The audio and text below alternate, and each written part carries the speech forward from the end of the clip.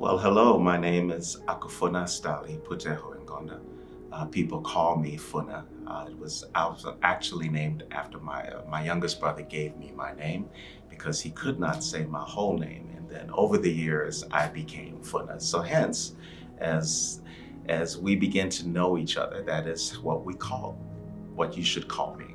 And my name is Funa. And so, with that, I'm here to have a conversation about education and what it actually means. And so, before I do that, let me introduce a couple of ideas to you. I'm originally from a country called Zambia, which is in southern Africa. And we were under British colonial rule in the 1940s, 50s, and 60s. And during that time period, education was very limited. And so at the time of independence, Zambia had 100 university graduates out of a nation of 11 million people. And so education was a very, very important part of how we were going to rebuild ourselves as human beings functioning and navigating in this world that we all share. So education became a very important feature of everyday life. And so little children as well as adults began to go to school. Children would go in the mornings and then I'm going to do this. And when they left in the afternoon, the adults would come in and go to school. And they did more than just learn how to read and write. They began to affirm who they were as people. So we think of education not so much as learning a skill, but entering your humanity and the expansion of your being.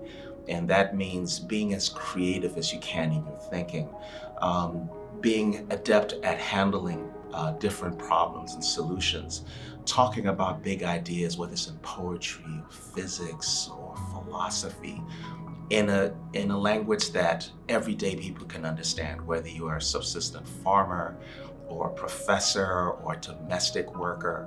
So education for us was liberation and making us into a people that said, you know what, how can we be better for our nation, and how can we be better for this world, and how can we share information with one another?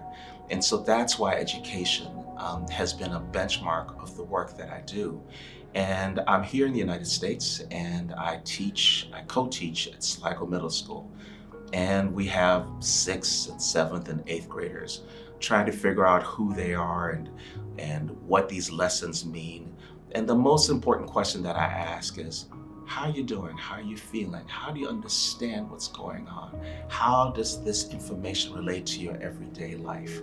And what lessons can you learn in this history class that can help you in your future life? And so education is that for not only someone coming from Zambia, but I think that should be for everyone. Across the board. It's a way of expanding your humanity, expanding your creativity, being the person that your humanity was fully intended to be, fully human, fully creative, fully problem solving, and fully loving. And so that is part of the work that I do, and that is a testimony that I'd like to share with you.